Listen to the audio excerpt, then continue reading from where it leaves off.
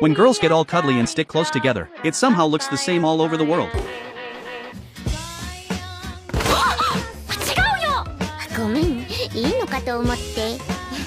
Alice was really upset about it. To show her friends which parts of her body were off limits, the three of them went to the blackboard. Using chalk, they drew front and back sketches of Alice. Then Alice personally marked the no-touch zones on the diagrams, looking at how little space was actually touchable. Her friends couldn't help teasing her for being so stingy. 顔可愛く描き直してんじゃねえよ。可愛いとか照れる。やば、日直だった。黒板消しとかねえと。俺が消すわ。マジ？最近優しいな。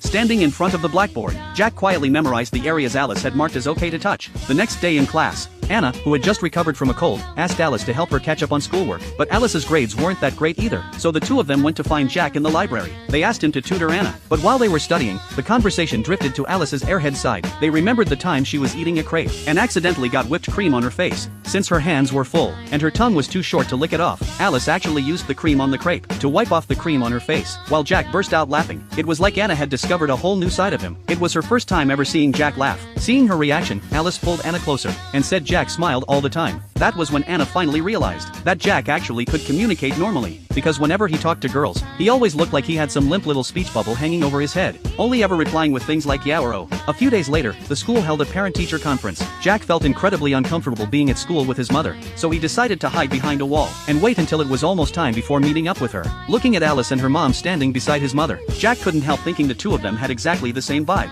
At that moment, seeing that the meeting time was getting close, Jack's mother complained that he still hadn't shown up. When Alice heard Jack's name, she finally realized the woman sitting next to her was Jack's mother, so she deliberately leaned in closer to catch the attention of her future mother-in-law.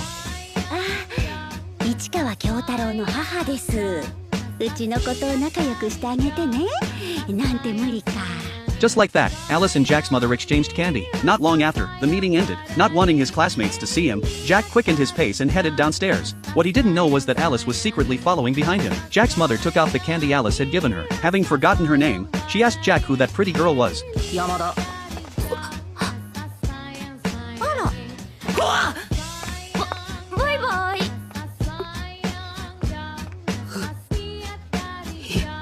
よかった。いじられなくて。 The next day at school, the two of them sat in the library talking about yesterday's conference. Because Alice was sitting way too close, Jack felt extremely embarrassed. At that moment, Alice took out the candy Jack's mother had given her. After that, Jack started helping Alice with her studies. But before long, a teacher walked over and commented on how hard the two of them were working. Jack, however, noticed the candy on the desk and immediately thought they were done for. いや、肩は大丈夫だったはず。